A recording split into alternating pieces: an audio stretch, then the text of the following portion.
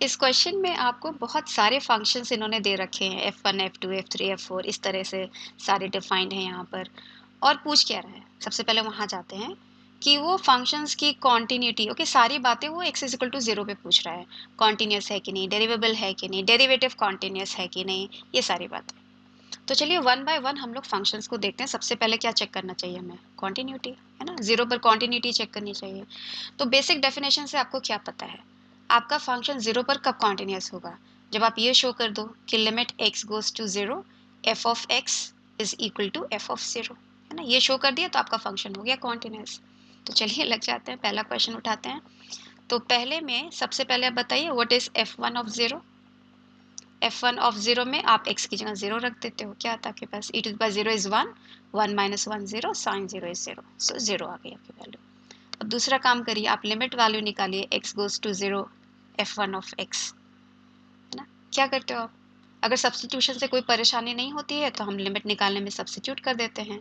0 substitute करें, 0 आ रही है वैल्यू, हो गया ना काम, मेरा कॉन्टिन्यूस हो गया, क्योंकि ये लिमिटिंग वैल्यू जो है f1 ऑफ 0 के बराबर है, फंक्शन इज कॉन्टिन्यूस। अब चलिए डेरिवेटिव का पार्ट देखते हैं। यहाँ पर डेरिवेटिव आराम से हम निकाल सकते हैं, चाहो तो आप फर्स्ट प्रिंसिपल से निकालो, बट चेन रूल से आराम से डेरिवेटिव निकलेगा यहाँ पर। तो साइन का डेरिवेटिव होता है cos, so 1 minus e to the power minus x square.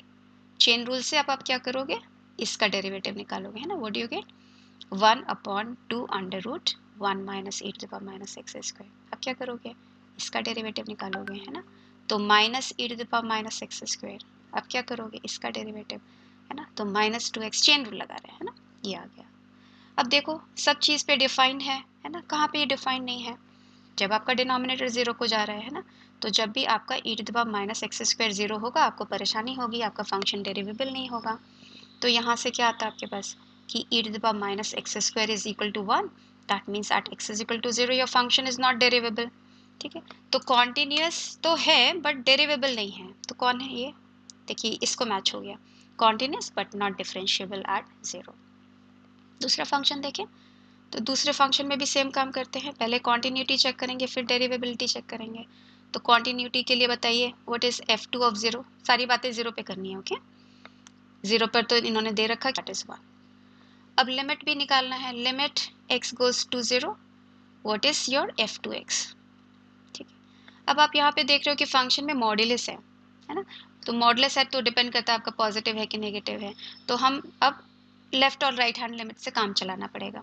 तो लेफ्ट हैंड लिमिट निकालिए, बताइए, limit x goes to 0 minus, अगर आप 0 से थोड़े भी छोटे हो गए तो मॉडुलस ऑफ साइन x क्या हो जाएगा, माइनस साइन x, क्योंकि नेगेटिव है ना, तो साइन x नेगेटिव होता है 0 के लेफ्ट हैंड साइड में, ओके, उसके मतलब नेबरहुड में। तो आपका आ जाएगा minus sine x upon tan inverse x, है ना, अगर हमने मॉडुलस हटा दिया।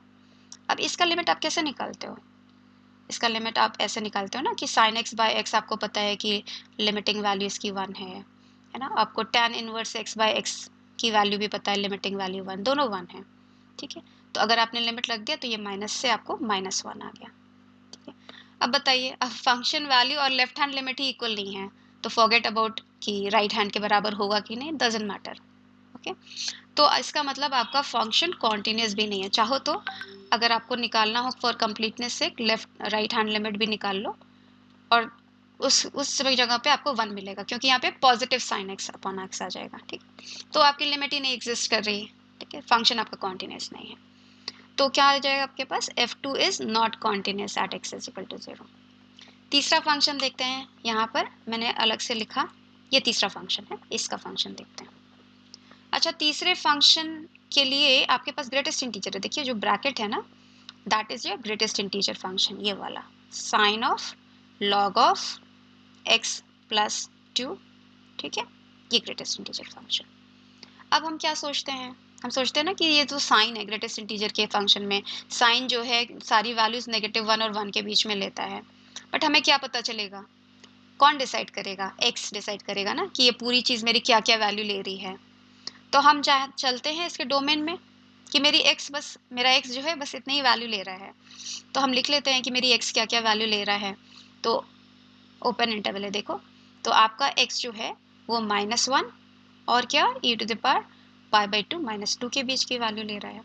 ओके, अब धीरे धीरे बढ़ाते चलते हैं, +2 कर लो, है ना, क्या होगा +2, यहाँ पे +2 करोगे तो ये कैंसिल हो जाएगा, यहाँ पर +2 करोगे तो ये +1 हो जाएगा। अब लॉग ले लेते हैं। अब लॉग क्या है आपका, इंक्रीजिंग फंक्शन है ना, तो कोई दिक्कत नहीं आ जाएगी। log 1 इज 0 और यहाँ पे log e to the power pi/2 is pi/2।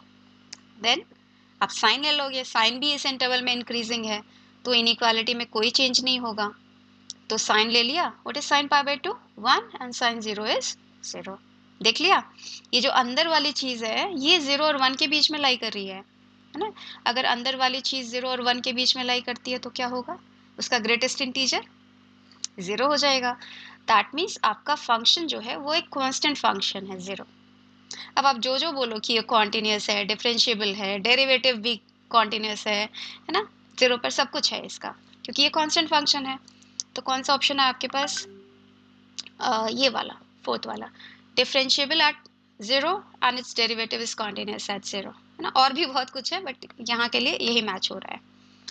अब देखिए, अब तो आपके पास बस एक ऑप्शन बचा है एस, आप चाहो तो 3 से मैच करा दो कि डिफरेंशिएबल है बट उसका डेरिवेटिव कॉन्टिन्यूस नहीं है। बट हम देख लेते हैं और समझने के लिए कि ये आपका लास्ट फंक्शन है, इसको देखते हैं क्या बिहेव करता है। सबसे पहले continuity, okay, what is f4 of 0, 0 है। व्हाट इज लिमिट, आप सोचते हो ना कि ये फंक्शन तो आपका बाउंडेड फंक्शन है जो -1 और 1 के बीच में रहता है, ये क्या हो रहा है, 0 को जा रहा है ना, तो 0 इंटू अ फाइनाइट वैल्यू क्या होती है, 0 ही हो जाएगी, तो इसका मतलब ये लिमिट 0 है। हो गया ना कॉन्टिन्यूस, कि ये लिमिटिंग वैल्यू और f ऑफ 0 ये सब सेम है, ओके, या फंक्शन इज कॉन्टिन्यूस। डेरिवेटिव के लिए क्या करते हो, देखिए 0 आप पे आपका फंक्शन डिफरेंट तरीके से डिफाइंड है, पर डेरिवेटिव निकाल लेते हैं, बट 0 के लिए आपको अलग से निकालनी पड़ेगी। But let's find the derivative first, okay, using the product rule. Okay, first function, derivative of second, okay, and what is derivative of minus 1 by x, 1 by x, minus 1 by x square, right? And then plus second function, derivative of first function into second function, right? This is what you get. अब इसको देखिए cancel हो गया, तो derivative कर तो रहा है एग्जिस्ट, है ना, बट कॉन्टिन्यूस नहीं है क्योंकि cos 1 by x लिमिट नहीं एग्जिस्ट कर रही है ना 0 पर इसकी। Okay, so limit x goes to 0 f4 prime of x does not exist, okay, so इसका डेरिवेटिव कॉन्टिन्यूस नहीं है, ओके, बट क्या डेरिवेटिव एग्जिस्ट कर रहा है 0 पर, चेक कर लें, क्योंकि 0 पर डेरिवेटिव निकालने के लिए आपको फर्स्ट प्रिंसिपल से जाना पड़ेगा, क्योंकि 0 पर आपका फंक्शन डिफरेंट वेज में डिफाइन है। तो आप करते हो limit h goes to 0 f of 0 plus h minus f of 0 upon h, क्या आता है आपके पास, limit h goes to 0, what is f of 0 plus h, मतलब f of h ही ना, h square sin 1 by h minus f of 0 that is 0, okay, नहीं लिखते उसको, अपॉन h, ये कैंसिल हो गया। बताइए फिर से, सेम बात ना, कि ये आपकी फाइनाइट वैल्यू है और ये 0 को जा रहा है, इसका मतलब ये कंप्लीट 0 है। आप चाहो तो स्क्वीज थ्योरम यूज कर सकते हो, सैंडविच थ्योरम, कि ये पूरी वैल्यू जो है वो माइनस एच और एच के बीच में है, that is y minus h भी 0 को जाता है जब एच 0 को जाता है, और एच भी 0 को जाता है, दैट मीन्स दिस इज 0। और अभी आपने शो कर दिया कि आपका एक्चुअली एस जो है 3 को मैप हो रहा है, differentiable eight 0 and it's derivative is not continuous eight 0। चलिए नेक्स्ट क्वेश्चन देखें।